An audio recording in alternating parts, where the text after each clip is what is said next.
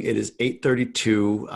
For everyone that doesn't know me, my name is Jamie Gruber. I'm the co-founder of Multifamily and More, which has 16, 17 communities nationwide, about 6,000 members everywhere from Honolulu in the far west to South Florida, Miami in the far east, Fort Lauderdale, Miami in the far east, and everything in between. With everything we do, we seek to add value. We seek to give more, multifamily and more, kind of that playing off that last part of our name. And this series is an effort to do that. So these guys I'll introduce, and they'll introduce themselves once more here in a second, are two guys I get the privilege of hanging out with every week to talk about all things real estate, life, accountability, driving ourselves forward, and all of that. And since they're both uber intelligent guys and they invest in different ways, and they'll explain that here in a second, I thought it'd be good for them to be on and talk about, what's going on right now with this whole COVID-19 coronavirus thing. From a financial standpoint, but also probably more importantly, how do we mitigate and move past that? So some topics tonight that I jotted down, and we can go a lot of places as the comments come in, but tenant communication is a big one. Financing or refinancing a deal right now, we'll get into that. Due diligence, remote closings, new development. That was a question that somebody had that I figured we'd bring in here. Yeah, and others. So we're gonna dive deep into all that stuff. But before we do, couple of things. One, from a brand perspective, we're trying to build this as much as we can. Would appreciate anybody going to youtube.com/multifamily and more. Subscribe there, hit the notification button. This video, as well as last week's, are in there along with a whole bunch of others. Monday night, a quick snippet of a Joe Fairless interview I did will be popping into that channel. So really, really great content, a lot of good stuff. Would appreciate a subscription there, youtube.com/multifamily and more. As far as this evening, and as we move through this week by week, I just wanted to touch quickly on mindset for a second, because it is noisy out there right now. There's a lot of stuff just coming at you left and right, and by all accounts, many should be worried, concerned, unsure, stressed, anxious, whatever. I get all of that. When it comes to the health aspect, or the personal impact that people will feel, I don't mean to at all minimize or walk past that. But what I do want to say is, as much as you hear and the stuff that you're hearing, I would encourage, and I'm trying to stay I would encourage everybody to be and try to be a little bit more positive about what this will be. Not the down, but the up at some point, whenever that may be in the future. And I was thinking about this and talking to these guys a little bit about it. I don't know if it's an ignorance on my part, or maybe my age, and having lived through this thing or something like this before, meaning economically having lived through something like this before. But my anxiety over this isn't that high. It kind of was in '08, but I lived through it, right? So there's anxiousness, there's things I'm doing, there's expenses I'm cutting, there's toilet paper I'm stocking, there's all that stuff, right? But I'm not freaking out. Right. And I don't think most people are, but I think it's easy too. So here's what I would say. When in 2008, when we went through that, I was about 30, right? I felt the downturn, I felt the bounce up, and I'm here, I'm breathing, I'm surviving, I'm thriving, I'm doing all of that stuff, right? If you haven't been through that, like I know, Nick, you and I were talking before, Nick's in his early mid 30s, Nick was coming out of college into that, right? Like not as aware of what's going on. And now he's going through this. I mean, he's fine. He's not freaking out or anything, but I know there's a lot of guys that might be 6-7 years younger than me, not that much younger, or gals, but they are going through this probably for the first time, or something like this for the first time. So it's like anything. You go through something, you feel the effects, it's worrisome, then you get together and like, okay, all right, that sucked, but I'm here. And I think with this one, the depth at which I'm allowing myself to go, or that I'm just going, is not as deep. So, I think we need to just be mindful of that. The big effect for me out of the last one was I bought a house for $149,000 in 2005. I sold it last year for $99,000. Sucks, but I'm still standing, right? So small effect of what some people are going to go through, I know, but there is an up, and I just want to make sure we keep that in mind as we roll through. So with all that sunshine that just blew up everybody's let's get into the meat of it here. So Nick and Phil are our guests on this panel. If you guys want to quickly give a quick intro about yourselves, starting with Nick. Who are you? What do you do? Why are you here, Nick? Right, so I own with my family 82 units, 80 residential, 2 commercial that we occupy ourselves. We also self-manage them and have a small property management company along with a retail CBD store that I mentioned last time. It's currently closed because it's in Pennsylvania. Gotcha. Do you say occupy yourself? You mean your business occupies the Yeah, commercial? our property management company, where we have one side that's storage. It's about 3,000 square feet, and one side is basically office space that we use. Gotcha. Lots of experience with Nick and his family. And then the less hairy Phil, for a reason, I suppose. Beardless. The beardless Phil.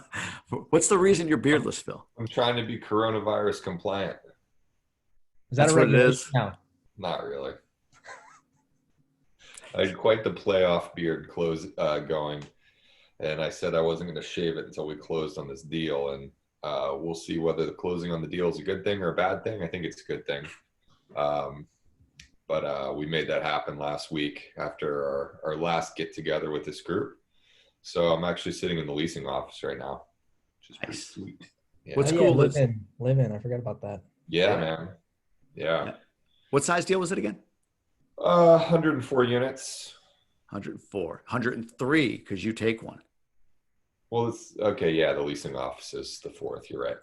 104th. It's accurate.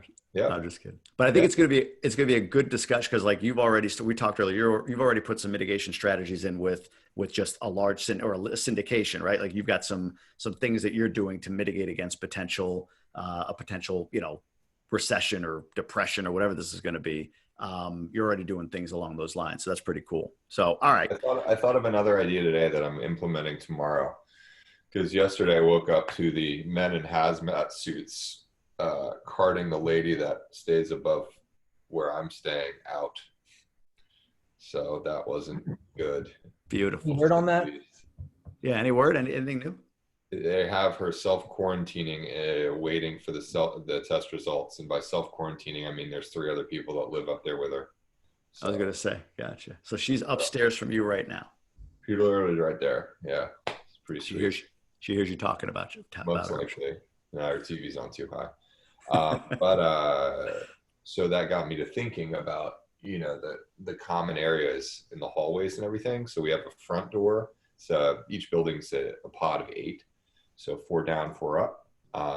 So front door, then there's another door that goes to the laundry room that's in every building, then straight out the back door. So tomorrow I'm going to go with the maintenance tech and we're going to take off all the front and back doors. Makes sense. Weather allows it where you are? I mean, yeah, it'll be okay. I think we got bigger fish to fry. The flooring is tile. So, there's no ridiculous rain in the forecast. Even if there was, the tile would be okay. So, my theory there is the more ventilation we can have in the common space, probably the better. And we still, every time I go in or out, I'm wiping down the door or whatever, but you just never know. And it's not a matter of if, but when. I got real frustrated with my mom earlier today. I was on the phone with her and they're down in Florida and like, well, we don't have that many cases here. Guys, it's everywhere. It's the land of milk and honey down in Florida. Didn't you know that, Phil? No. It's all happiness and sunshine. Okay. And humidity. The rest of the country, Jenna is probably laughing at them right now when, we've got a freaking U.S. military warship showing up to take their sick and dead from her city. Yeah, it looks like they're starting. There's a comment in here. They're starting to get some cases rolling in. So yeah, they're coming in. It's too late. Yeah, they're coming in. Too late. It's everywhere. So at this point, I'm trying to figure out what I can do to try to mitigate in my existing communities, and I have no idea. It's super frustrating and it's super sad. But yeah, it's gonna be tough. We'll get through it together. We will. Let's focus on the getting through. Like right. Because look, hey, I'm going to give you a couple stats here real quick before we pivot and start talking about this, right? And this is my sunshine, right? My optimism. But the worst I've seen, and I think everybody agrees, the worst projections that are out there for deaths are like 2.2 million, something ridiculous, right? Some huge number. Worst. And I think, if I'm not mistaken, I could be wrong, I think that's sort of like, hey, if nothing changed, right? Like if we just kind of let this burn through, that many people would die. So that's worst case. If the worst case happened, all right, that's about 0.5% of the U.S. population. So bad, terrible. But when it comes to the worry and everything, that means that 99.5% of us are going to survive, right? Again, maybe a little bit optimistic, but that's the worst case. There's going to be terrible things happening, but there's still, most people will be okay. Same with unemployment. I've heard anywhere up to 20% if no government intervention, right? So call it somewhere between 10 and 20. That's recession level, depression level unemployment numbers, right? That still means 80 to 90% of the country is employed for whatever that's worth. Doesn't mean it's the best employment or whatever, but employed. So there is, it's easy to go into that place of like all, you look at everything that's not going well, but there is a percentage that will be going well, a large percentage, the majority. So just something to kind of keep in mind is how I keep my wits about me through all of this. So with all of that said, let's get into financing and refinancing property if we could, because we've had a few people mention this in some of our communities. We've talked a little bit about it. This could run the gambit. Hey, should we not refinance a property? Am I even going to get financing? Will banks finance me? Whatever. Nick, do you want to just start with, I guess, your thoughts, and we can get into some stuff we were talking about today if you want. Just take it wherever you want with this. But what are your thoughts on financing or refinancing property right now? Can it happen? What does that look like? I don't know. Just kick us off and we'll roll through it.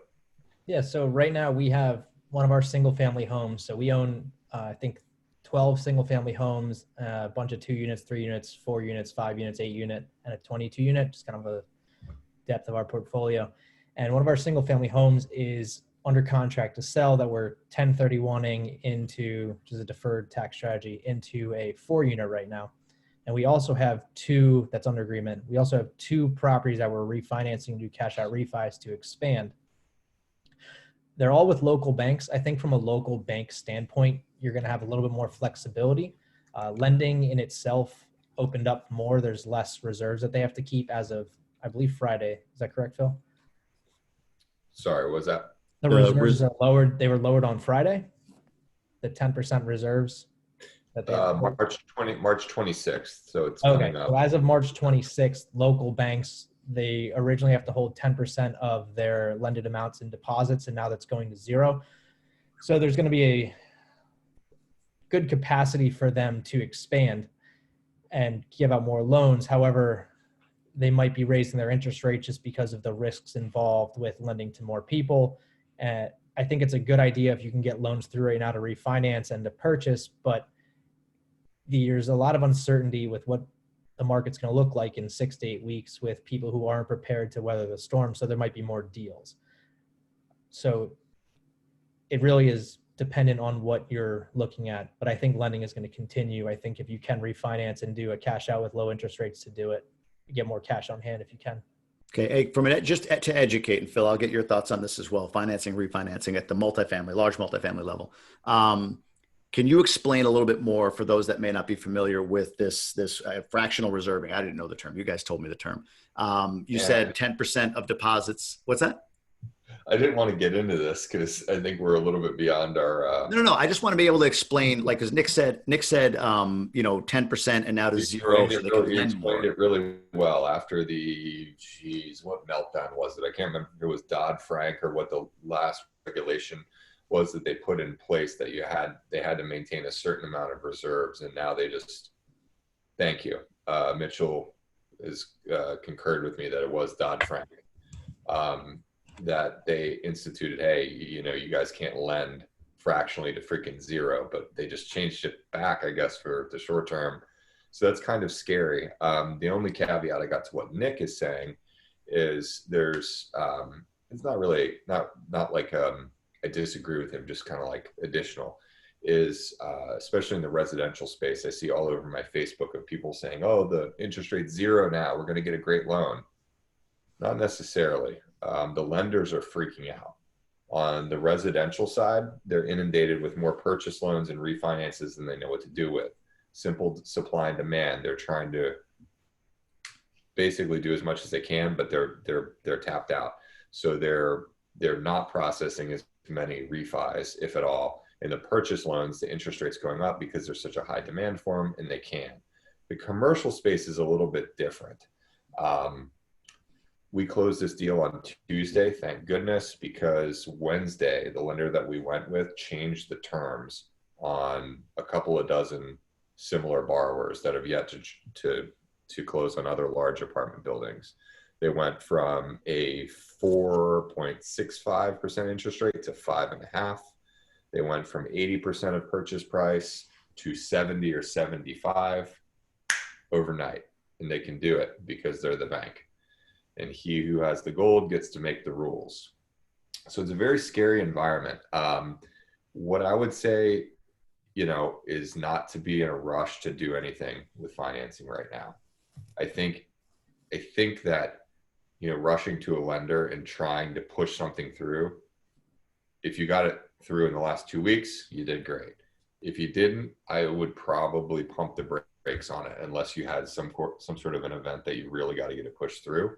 I think once we come out the other side of this and things start to normalize again, the markets that buy up these kind of commercial mortgage-backed security things, they're going to stabilize. There's $2 trillion going in to stimulus, probably more. So I got to believe that the rates are going to normalize. Maybe not quite what they were at the low part, but they're going to be okay-ish. So I would not be racing to the bank if you didn't have to right now. Okay. Nick, you have some other thoughts on, I believe, this topic as far as acquiring property and what's the word? Like protecting yourself, if you will, from an interest rate perspective. You want to just talk through some strategy that you have? Yeah. So we got a property under contract about a week ago, I think last Saturday. And part of the Pennsylvania sales agreement, there's a mortgage contingency, but within that contingency, there's an interest rate protection. So Jamie, can you bring it up? I'm going to share that. Yeah. Share it. There you go. Yeah. So if you're looking at the mortgage contingency right here, the interest rate protection, you have to list the lender you're working with, the interest rate you're given. However, buyer agrees to accept the interest rate as may be committed by the mortgage lender, not to exceed the maximum of the original interest rate. So if they do come back at me and raise the interest rate or change the loan to value right above that, which Phil was saying, I can back out and get my earnest money back or go to the seller and renegotiate. So that's one of the strategy that I used when writing this contract. This was reviewed by their attorney, and the attorney either missed it or didn't know to look for it. So interesting. So this was your request to have this written this way, and it was accepted. I wrote it that way because of everything going on. Gotcha. All right. So that makes sense. That's a great way to kind of mitigate. I think a comment might have come in here. Oh, Phil, hard deadline. Just me saying, hey, look, we're just sitting here wargaming. This isn't financial advice. It's telling you what I would do, or in this case, would not do. Nick's probably got a different take. Jamie's probably got a different take. We're just trying to expand, well, to your point on spreads, though, Phil, like I shared this with you guys. I'm in the middle of a refinance on my own home just because I think my rate's like 4.25 or 4.375 when I bought it a few years ago.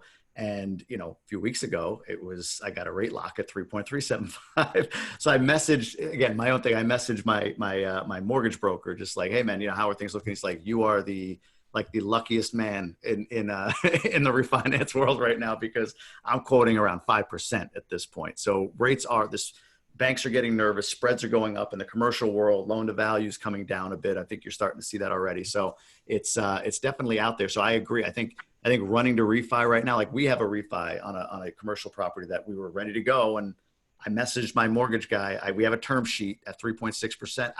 To your point, Phil, I don't know if a bank's going to find a way out of that or not. We'll see. We'll see what they do. I mean, they might back out. They might go through. I think the size of the bank and your relationship with those banks is going to be pivotal in how this moves forward. 100%. Agreed. So it's not don't, but it's just understand that it may not be the right time. If you were planning a refi around this time, you might be 8-10 weeks out, whatever it is before you start to see something kind of clean up. But to your point, both of you, I've heard this a lot. You mentioned deals in eight weeks, let's say. Why deals in 8 weeks? You kind of started to talk about it, but let's get really, really clear on that. Why do you think there could be? I think they're going to start opening up more. April isn't as concerning to me right now as May, although I'm on the highly optimistic standpoint of everything going for what was announced today in the task force, everything going to production for Tuesday in New York, I think, with some of the malaria drugs. So I'm very optimistic this is going to be a lot less than it should be. Well, than it could be projected to be. But April, people are still getting paid their paychecks. or majority of them for what they work. The layoffs happen and then they stop. So there's technically one more paycheck for them to get. So I think April is going to be, I'm anticipating 90 to 95% of rent collected. And then May is going to be the hit. And when people stop paying in May, that's when the landlords are going to have a problem with, and that's when they're going to start freaking out. So May is when you're going to see probably a few extra deals come across the table, or people, or at least properties for sale. Because in my market right now, there's not a lot of inventory. So you're going to see more coming up for sale. And then after that, 8 weeks and further on, you'll see people, once you miss a mortgage payment, if the banks aren't going to negotiate with you, which we're going to see what they actually do for investors. That's kind of why my timeline is 8 weeks. Gotcha. Phil, what do you think? So quick aside, or thank you. Don't let me tangent too wildly, but the bank I closed this 104 with, the reason that the interest rate shot up a full percent and the leverage changed is because 20 borrowers, the day that I closed, called and told that bank they weren't going to be able to make April 1's payment. And I'm thinking, wait a second, how can you tell the bank that at this point? We haven't even, seen what April is going to do, So from our last call, the way I'm approaching my existing banks is, hey guys, we might have a problem. I'm going to open my books to you. You get everything. But if it's not enough, then we need to go down the checklist of where else can we get money. So that was one of the other reasons that the bank took the action that they took. So yeah. What was your actual question, Jamie? Sorry. No. Actually, you know what? I don't remember the original question at this point. Nick, why deals in 8 weeks? Oh yeah, why deals in 8 weeks? Yeah. You don't think that's going to be? I'm praying that the chloroquine is successful.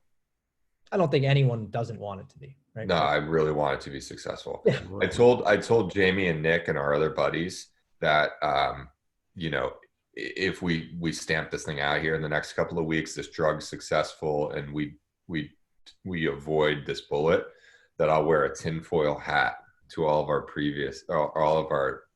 future group meetings. Unfortunately, avoiding the bullet doesn't change what the decisions made are going to do to the economy. No, a lot of these small businesses will be able to hop back in line if we're talking about a month of downtime. I hope so. I don't. 2-3 months, they're down hard, and we were in for some. Yeah, 2-3 months, they're done. A lot of people have business, and that's why I'm thinking I'm not looking for deals in 8 weeks. There's a couple I'm in negotiations on now and this is some other good things that maybe you guys can take on your deal hunt. There's a few deals that I have in negotiation right now, and I hit the brokers up and I let them know what the lenders are saying, and they get to see what Freddie Mac and Fannie Mae are doing. I'm like, what do you want me to do? Like this cap rate that you were asking me to use for pricing guidance, I don't think this is applicable anymore. And they're like, we agree. We're prepared to give you like 50 basis points in cap rate expansion. I'm like, okay. So my $10 million offer just became 9.25. He's like, no, if we do 50 basis points, it's 9.5. I'm like, well, I want a discount. He's like, come on. Like, the seller doesn't sell now, he's going to be in real trouble. If we get, but he's not getting rent, 70% vacancy. Right.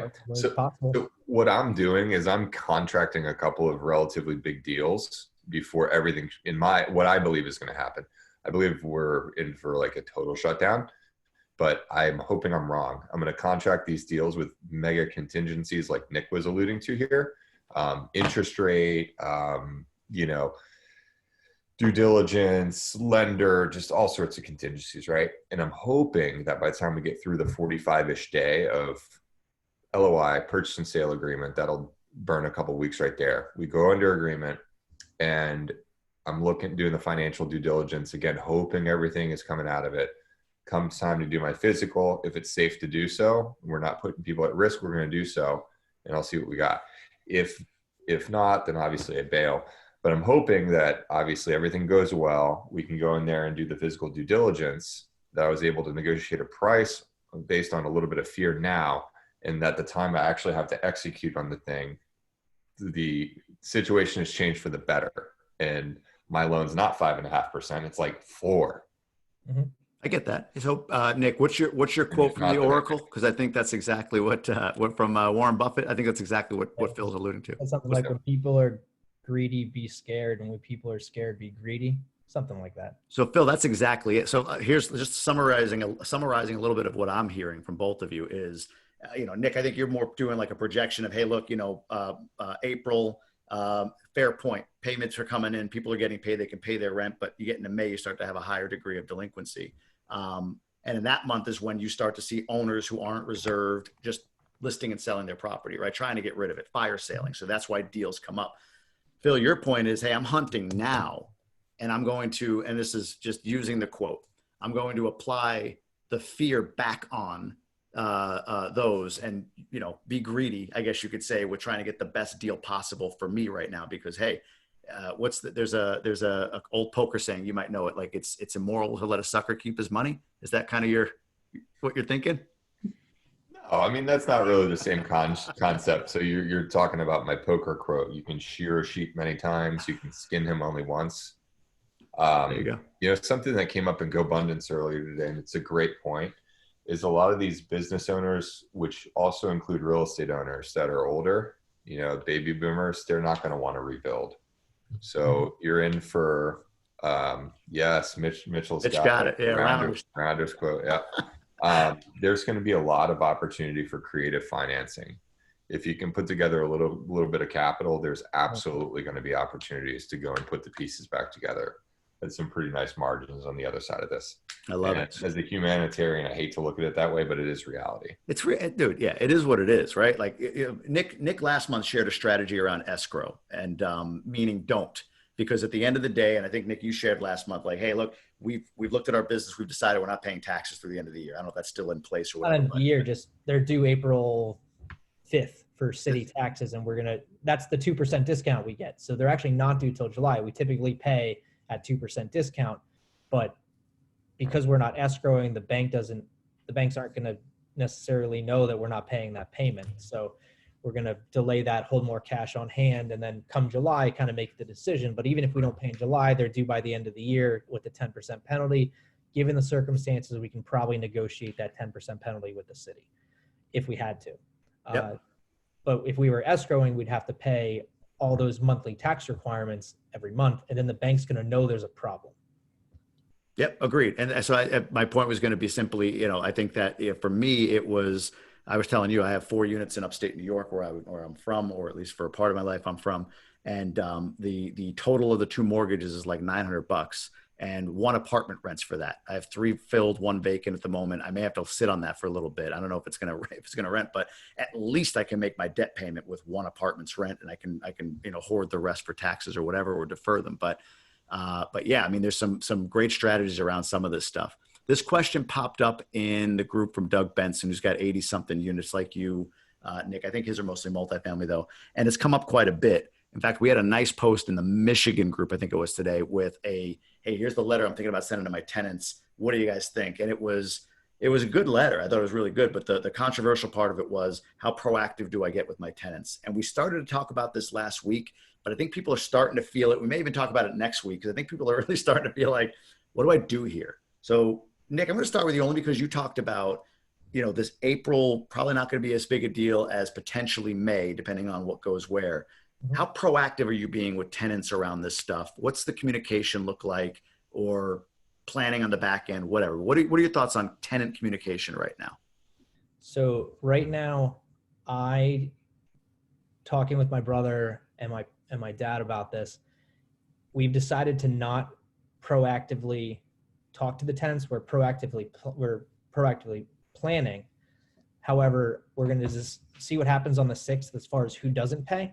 If some questions have come through, we've explained to them that although you only see the rent payment, you're not seeing the maintenance costs of your property, the external, internal maintenance, the real estate taxes that we have to pay, everything else that goes along with the property. So if you're going to communicate and tell them, I wouldn't tell them that you'll work with them regarding their rent, because they might take that and take advantage of the situation. I would say, I would list that rent is still due, and then give a list of everything that's paid for within the property that they don't see. Common area maintenance for you, Doug. Also, I'm a part of a group on Facebook called DoorGrow.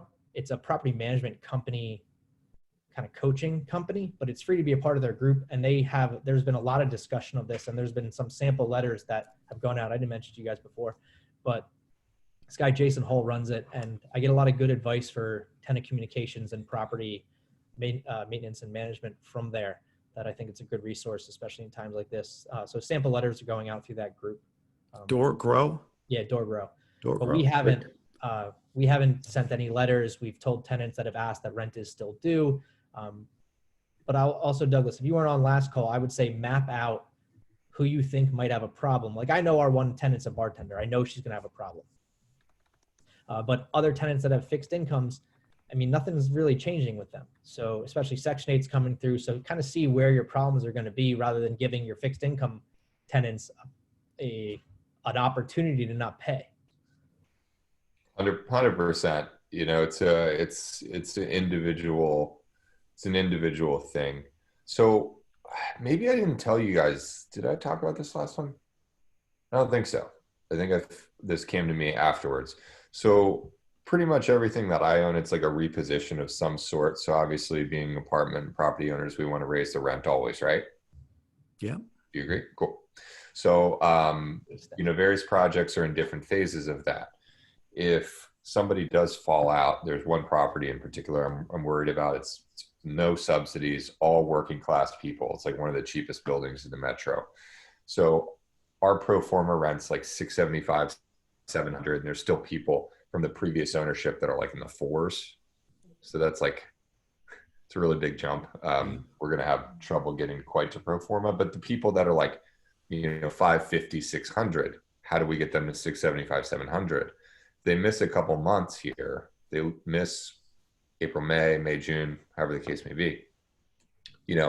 Once we get to the point that we're allowed to start evicting again, we could do that. And then we're going to incur the cost to turn, the cost to clean, the cost to market, blah, blah, blah. And we're never probably going to see that money. It's not a good result for us. So what I'm wondering is, can we say that, once somebody's that far back, hey, come talk to us and maybe we can refinance your lease. So instead of 600, they owe me 1,200. We're going to go to 7. Mm-hmm. Mm-hmm. It's going to be better for them than being on the street. And then I got to my pro forma rent. Yeah, especially for you, that'll look good for the property value if you're going to sell. I mean, we're looking to refinance or to exit. Exactly. I mean, you have no option but to negotiate with the tenants if they're having a problem. Right. Tina asked, what do we think about tenants following these conversations? I'm a part of some local tenant representation groups on Facebook, and I've watched their conversations through what they're talking about with rent with evictions being stalled for 60 days. And they're on the same page as us. Like, if you can pay rent, because if not, when this eviction ban is lifted, they're getting evicted. Yeah. Like if someone's playing games and they pay all the money. So sorry, Dave. He's on his wife's line or something like that, I guess. So that's weird. I mean, we're going to weather the storm.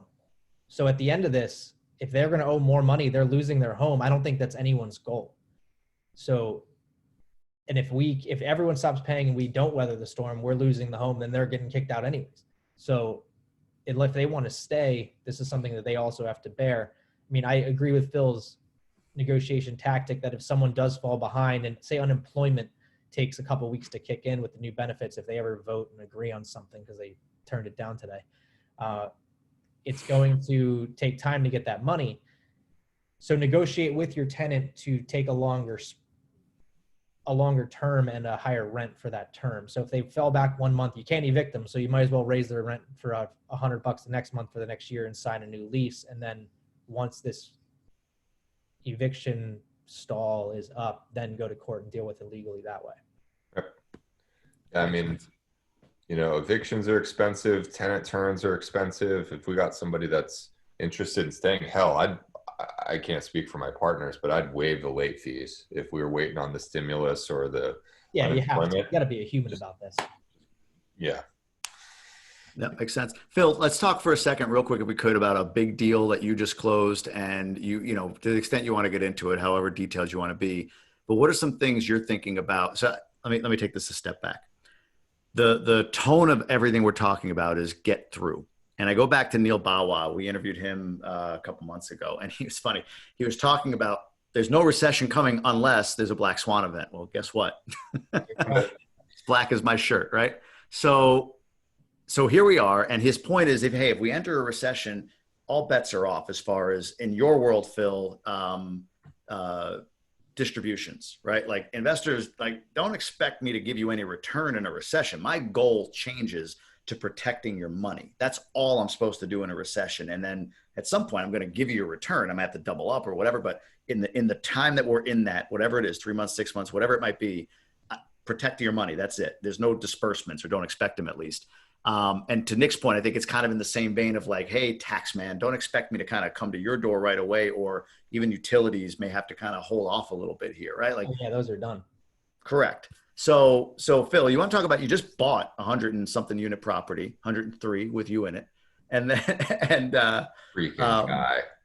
What's that? This guy busting me down at every freaking turn. Can't let me have my 104. Can't let me have my 104. 104. But what are you doing? What are some of the things you're doing to make it through? Like, what are you doing for your investors? What are you doing for you? What are some things you're thinking about?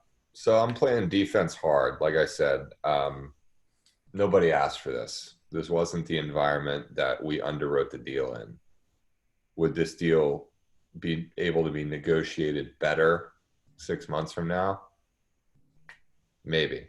But this is the deal we got.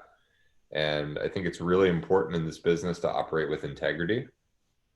I'd be lying if I said the thought didn't pop into my head that why don't I pull some bullshit on this seller and say, hey, I need a $250,000 price reduction, because I'd probably get it last minute, right? And maybe I deserve it. Is that not operating with integrity? That's not. Are you going against your word if the situation changed? Because I don't know if I necessarily agree. Because if you knew all of this, you're just leveraging. I think that's naked leverage. Naked leverage. That's the term of the night. Cool. I think that is. That's better. We gotta get hashtag. That's better than shearing the sheep. No, that one I've heard. Naked leverage sounds. I mean, it almost sounds dirty in a way. But anyway. Yeah. But okay, but yeah, I'm in the middle on that. But go ahead, Phil. I do. I appreciate the question, Nick. Because so more concretely, my 4 unit at 4.25, if it goes up to 4.5, I could back out, or I can close for 10 grand less. Right. So hang on. Is that against my word? We're outside of any contingencies, so it's not my fault that most likely the collections are going to that is different the next few. Yeah, I'm talking several days before closing. Yeah. Oh, gotcha. And I'm talking about a seller that and nothing changed. That's important. That you're not within a contingency. No, I'm outside the contingency, but I think I probably could have gotten about that amount of money. Now naked leverage makes sense, actually. Now it makes a lot of sense. Made and defined the term. The seller is dying of cancer and wants their money to, to spend while they can. And if I drop out of escrow, then they're going to get crushed the next few months, and they're going to lose probably $750,000 on this. But I think your point's valid, Phil. Even if they were a healthy 27-year-old person, it's still, you're at the end there. You have nothing, naked leverage. You have nothing left, right? So you close the deal. That's it. But go ahead. I'm sorry. I closed the deal, even though it's going to most likely cause problems for me. So what I did instead is I borrowed a short-term loan just to have extra ops cash. I now have the ops cash to pay my debt service for an entire year. That's conservative. Yeah. I had 6 months. Now we got a year. Mm-hmm. So we'll see how we go. And, the money was cheap enough through some, good relationships that it was a no-brainer for me to do. And I'll bill it to the general partnership. Phil, can you talk about real quick, and not maybe, the tactic itself may be advanced, but I think it speaks to the mindset of how you're protecting your investors. You talked about being able to raise a certain amount of money and dilute the limited partnership a bit, right? But what you're doing to make, like, it's not, again, the tactic itself is one thing. I mean, I get that gets a little in the weeds, but the point is that you talked about, if I did that, I wouldn't just pin it on the limited investors. I think that speaks to doing the right thing. So can you just give a little bit on that, just so people have a sense that do have investors, maybe it's not to your level, but have private money in their deals? Of course. So it's the same thing with the seller. I wasn't gonna apply this leverage, even though I likely would have gotten away with it, because it's my reputation in the marketplace that's at stake here. And ultimately, I've baked in all sorts of safety mechanisms to make sure that my investor money is safe. And I did one further by taking the short-term loan, just to pad out our bank account for the near term. And in my PPM, I said, hey, we're going to raise 2.8 million for this raise, which was pretty conservative as it was. In there, it says that I can raise at my discretion another 200,000 to round it up to an even 3 million, and dilute the LP side that extra 200,000. I don't think that's the right thing to do. So if at some point during these tumultuous times coming up, I do think we could use an extra 200,000, I'll raise it, and I'm going to spread it across the entire project to include the GPs as well, which, it mitigates, a little bit of the reduction that LPs would face. And I think it's the right thing to do, even though that's not what it says in the document. Don't have to, but it's the right thing to do. I think that's the key when it comes to dealing with our investors right now, because there may be promises that we've made or things that we've said we would do, even ahead of when we're contractually obligated to. But do what's right. It's just like Nick, this it wasn't Dorgra, but whatever group you belong to, where tenants are saying, hey, pay your rent, do the right thing here. It's the same thing, right? Do the right thing all the way around. Group. That was a tenant advocacy group. And the person that runs that group has always said, like, we've been called out on the group because people complained our laundry room was dirty once, and they called us slumlords, but and I contacted the guy and asked him what the complaint was. And he said, look, I'm here to help you guys as well as the tenants. And his words during that interaction and exchange with them, really, I gained a lot of respect for him, because he was true in what he said, that he was protecting everyone. And it was nice seeing those conversations that the tenants were advocating for paying their rent because of that situation, where they know that once this is lifted, the evictions are going to open up and flood. So at least being open and honest and kind of working through it. I mean, no one wants this. All right. So for those doing deals at this point, or those that are in the process of doing deals, Nick, you were talking about, I think it was you were talking about remote closings, right? Why don't you walk us through, what is that, and how are you leveraging that in this environment? Yeah, so I'm not really sure exactly what these remote closings are going to look like. I was reading one of the title company's new procedures earlier today, and one of the things that I know it's going to happen is if you have to go to a notary, you're going to be showing them your ID through like a glass window, kind of like at a very secure bank, and then you're going to be signing with your own pen and getting your documents closed that way, and then they're going to be mailing you the final HUD. So that's one procedure. They can decootie the paper or something? Yeah, I guess. Yeah. Wow. Our local bank said that they're still closing everything, which is something they need to do, right? They have to find and get around the previous procedures if they want to continue doing business. And every bank is going to want to lend with the new open parameters that they can. There's more money to lend. So they might be higher interest rates, but they can put out a lot more loans. Interesting. So your advice on this, it sounds like, is talk to your title company about what they're doing in order to close. Use a title company that has the capacity to do this. It's new, right? Yeah. This was unheard of before, especially in Pennsylvania. I've never seen a remote closing where this would be normal. Now it's going to be the new normal. Things are changing. Decootie the paper is another hashtag. We got 2 hashtags at it tonight, right? Decootie the paper and just decootie. I saw somebody post something like, so cooties are real, I guess, or something like that. It's like, yeah, they're out there right now, unfortunately. So there was a question earlier, Jamie, as well about deals right now. Someone said that they wanted to send out letters. We have a mailing. That's a great point.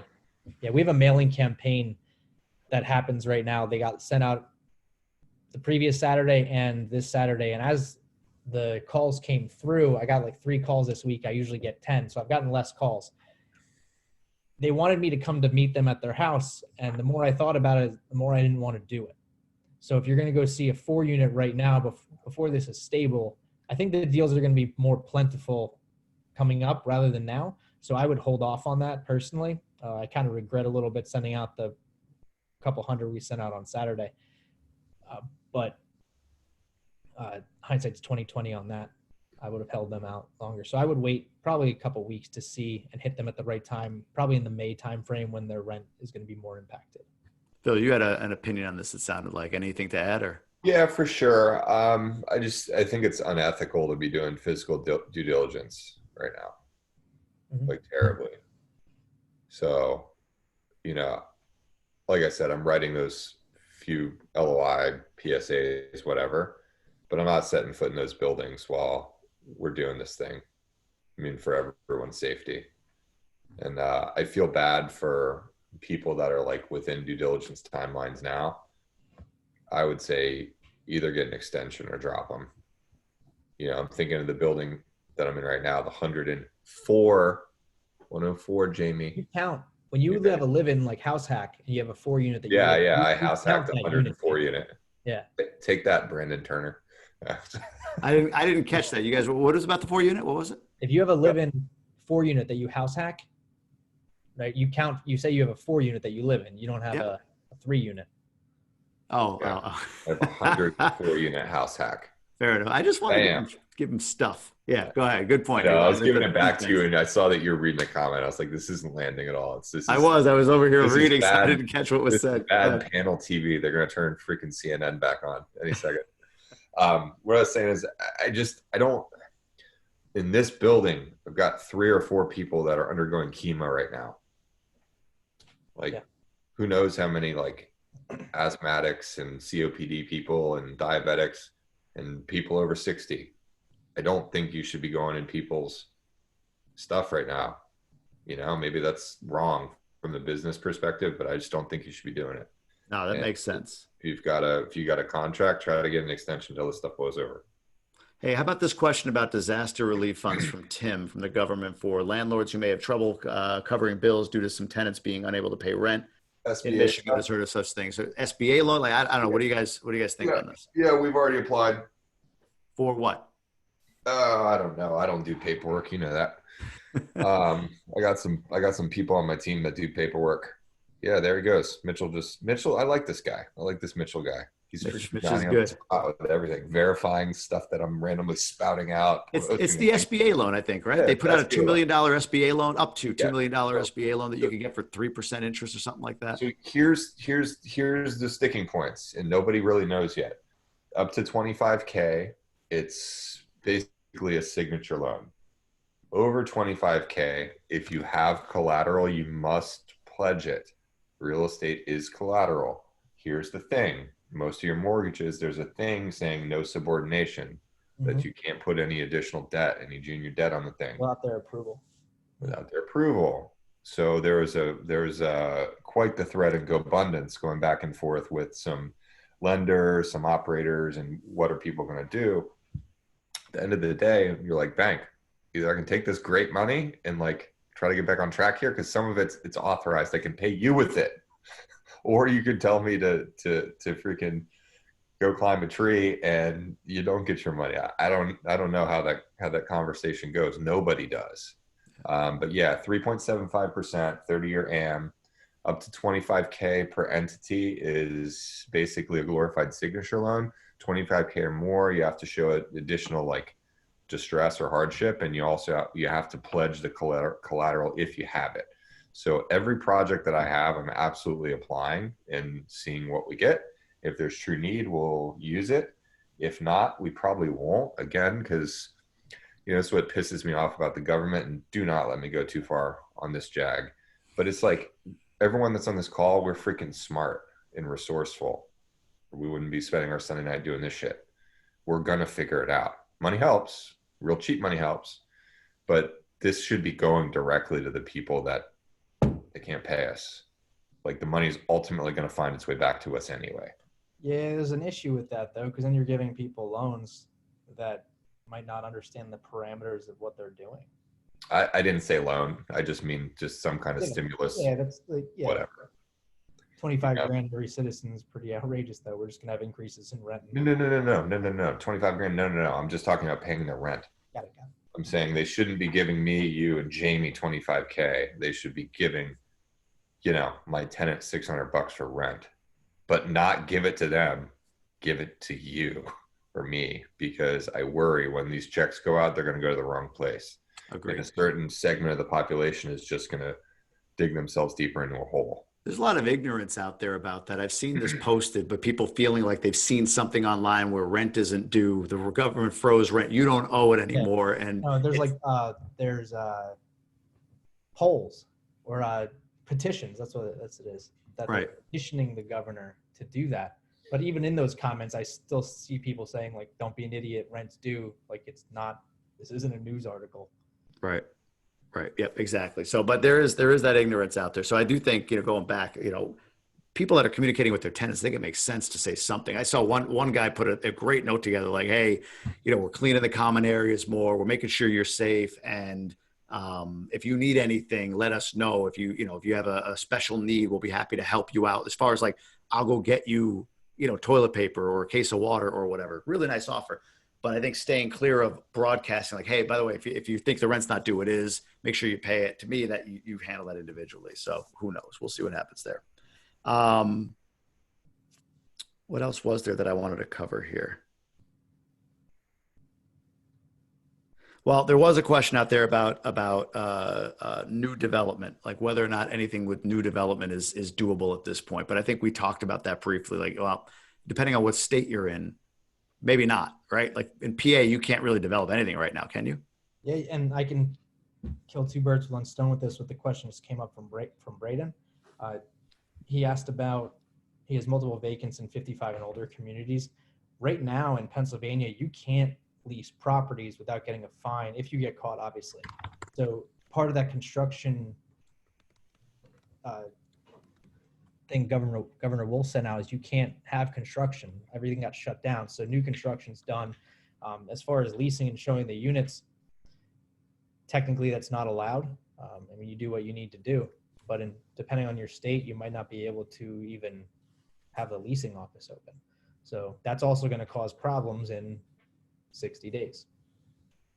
Yeah, I pushed all showings to April at this point because we have a couple units coming up that people are moving out of, or at least they say they are. Watch them tell me. They said they still are. Watch them tell me in a week they're not. But yeah, I think people get real resourceful in this environment. I know, like with my W-2, we have certain things that you can do like online, and certain things that if you don't want to do it online, we have another measure for that. But that other measure means in person.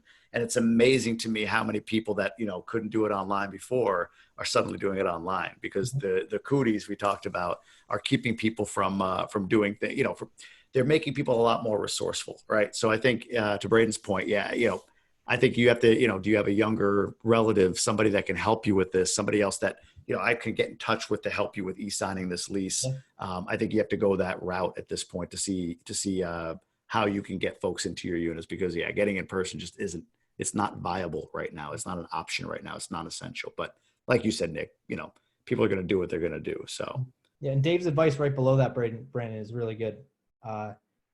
Using mail it to them, put it on the door in an envelope, have it signed. Once you get it, put the key in the lockbox. They go in, they use the unit. If they've already seen it, it's a good option.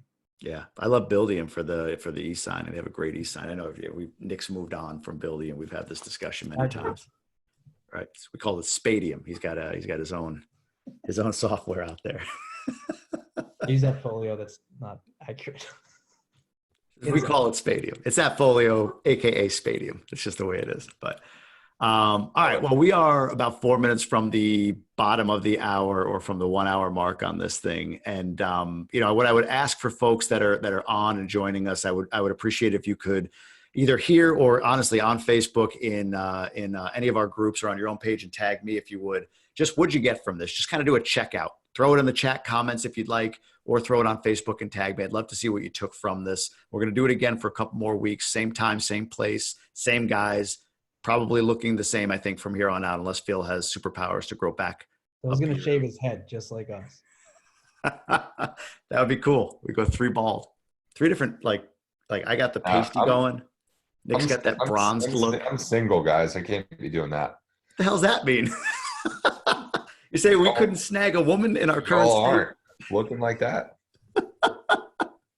Gotta love it. Guys, anything last second we haven't touched on? Any like final thoughts, bits of advice? Again, economically, I know Phil can get deep on this, so I'm not going to let him. But what any thoughts or advice economically or from a business standpoint that we haven't talked about? And if it's no, it's no. Just say, nah, my advice I gave earlier is what I stand on. But is there any other last second things that you think people should be thinking about before we sign off here? So I'll start with Phil. I think that this is a great learning opportunity for many people out there that are doing deals, or maybe some who haven't yet. Because, I mean, what else do you have to do? Mm-hmm. Game of Thrones? Oh, Like Dexter agrees with me. My goodness.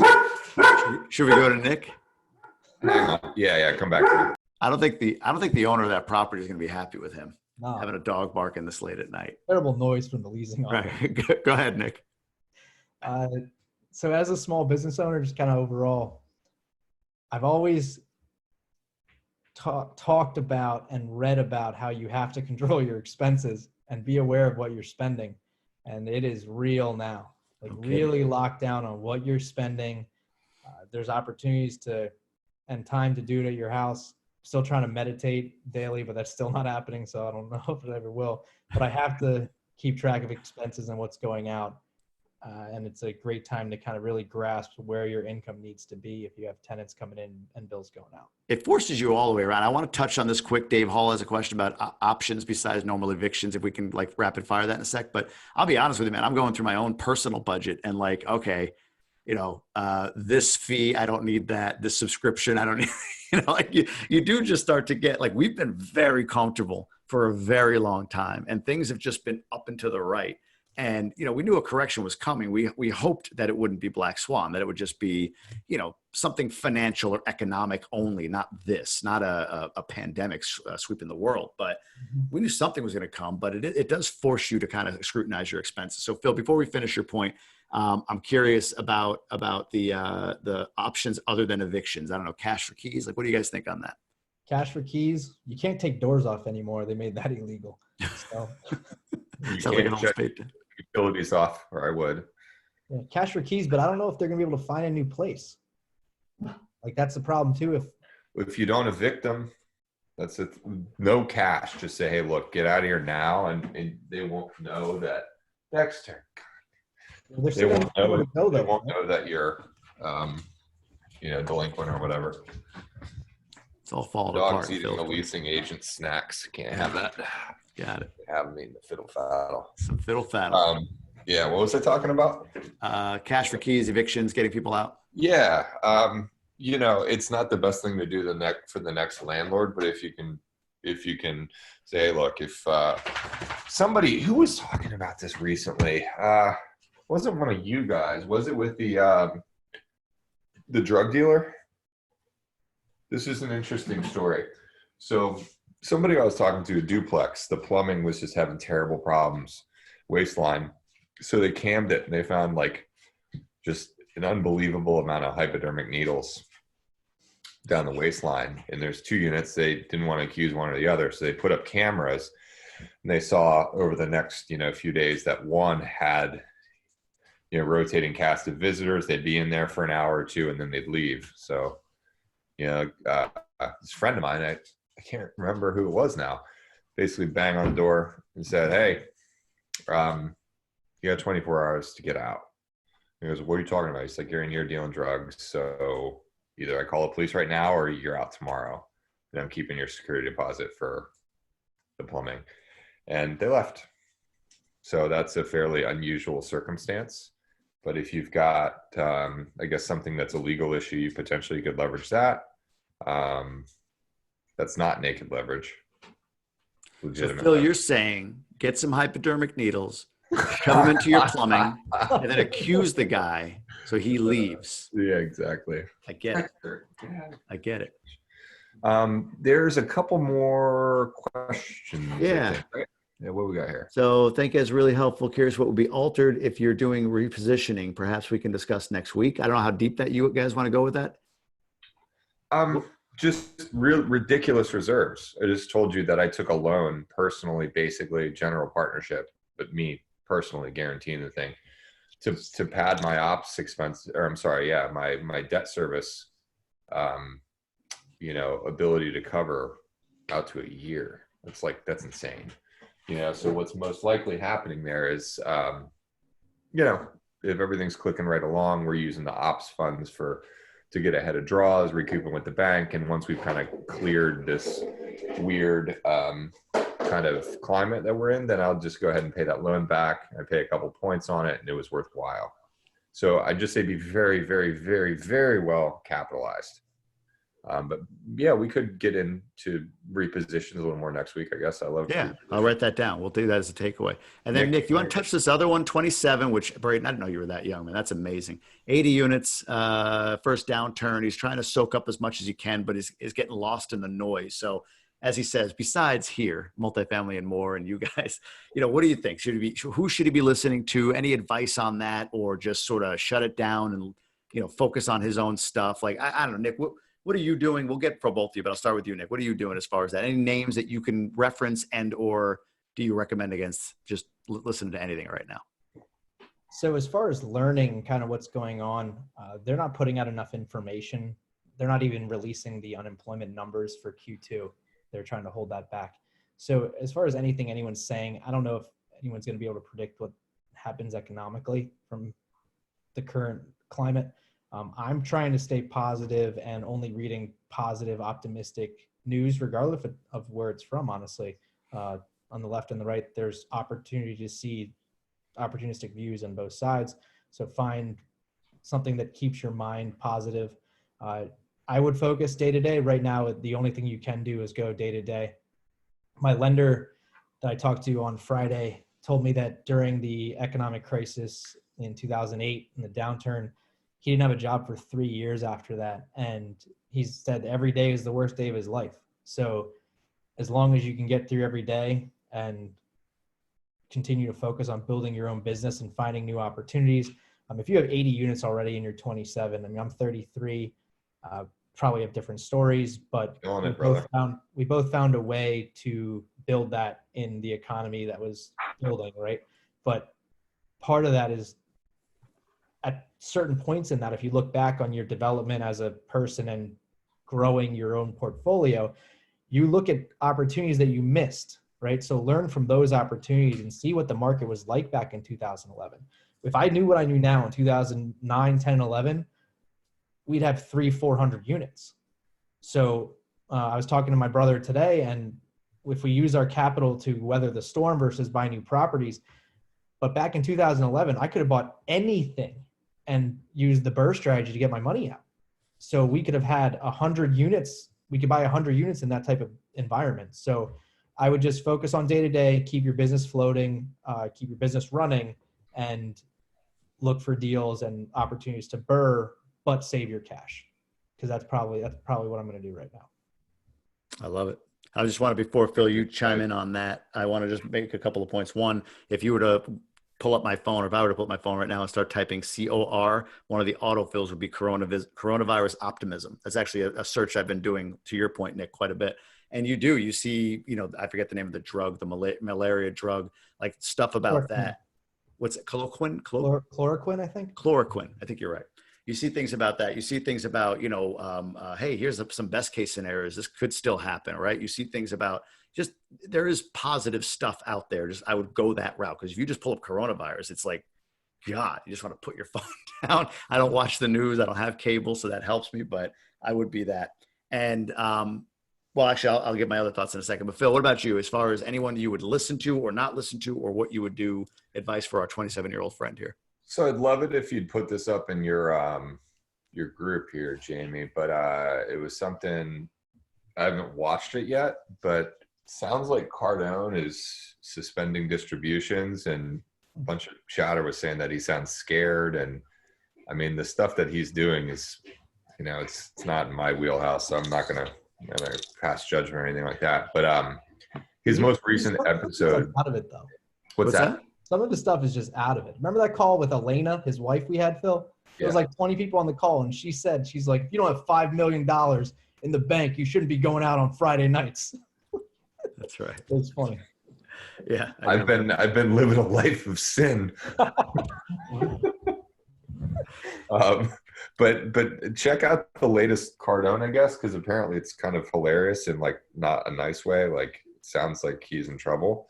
I've also heard rumblings that several syndicators and deal sponsors that I know have put out correspondence telling their investors that they won't be doing distributions.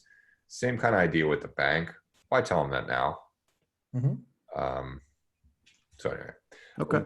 I'll kind of hit my previous point is that you could really use this time that you have inside alone to do something great. You could go take a multifamily course. You could spend a lot of time on BP. You can catch up on all sorts of podcasts. You could write a book. You could be on multifamily and more doing some things like, like here's what I'm working on, get a little support group going, maybe do a Zoom call with some folks that are working on the same stuff as you. Like it's like a vacation, kind of. I mean, it sucks if you're a job that got furloughed or, that you're not getting paid at all. But look, if you're stuck inside, you might as well be doing something that betters yourself. So, Jamie, thanks for setting this up. I think this qualifies. Of course. No, I agree. And look, from my perspective, I think Cardone, I've always thought the world of Cardone from a rah-rah standpoint, but I've always wondered about the stake behind the sizzle, if you will. So We'll see. I mean, that's not, I hope everything's fine with him and everybody that has money invested with him. I tend to stick. Jamie. What's that? There's a term about when the water goes out, you see who's swimming without their pants on. Yep. Exactly. Hopefully I'm not one of those guys, but the guys I try to, if you wanted to name, because I completely agree with both of these guys. I don't think there's too much noise. I think you go with who you know, like, and trust. Hopefully that's why you're here. Like, and trust me, us, this whole process, what we do, what we put out with this group. But I tend to listen in times like this to the scientists more than I do the data guys, more than I do the hype folks. So two names I throw out there: Jay Scott, Neil Bawa. I think those are guys, if you're going to follow somebody and try to get some info, there's just no emotion in their words. There's none. It's just literally like, okay, this equals that. Doesn't mean it's going to happen, but here's the data to support that. And that's what they go with. So if I'm listening to anybody, it's those numb sort of pragmatists. Neil Bawa and Jay Scott are the two that jump to mind. And oh, by the way, we have both of them on our Multifamily and More page on the youtube.com/multifamily more. So subscribe and check them out. But no, seriously, they have great info. And actually we did Jay Scott 6 months ago, and he talked a little bit about this. And Bawa 2 months ago literally projected Black Swan. This is what would happen and what to do if it did happen. So really, really good stuff there. And we'll go from there. So I think my 2 cents no one asked for. We'll find out who the real operators are. Yeah. I think sticking to what you got going on, kind of going inwardly. Groups like ours have a lot of conversation around how to communicate with tenants, idea sharing. It's the communities you belong to, I think, that are the most valuable. But that's just my 2 cents. So, gents, until we meet again next week, Dexter, you too. Do you want a terrifying data website? Oh no. God, here we go. He had to do it. What's the terrifying data website? Brody says yes. Yeah, hang on. Well, you should have known it, man. This is like I just found it. While we're on here. Oh. No, I was like, you're not bringing up that thing. Okay. It's Phil's own Excel spreadsheet. It's covidactnow.org. It tells you based on where you are when your hospital is going to be overrun. He couldn't help himself. I just couldn't do it. So the point of no return is March 21st for Michigan. That was yesterday. Oh, well, it's too late.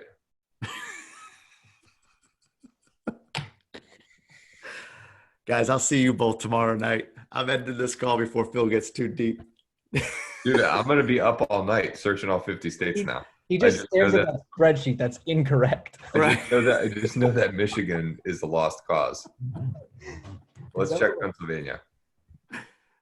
That's too funny. Yeah, I don't know. you guys got a little while, and you're taking. They got a action point. today, We're, that's we're past the safe. point of no return. I don't even Okay. realize that the zombies are Okay. coming. Wait, Okay, cool. World War Z. They're out there. They're out there.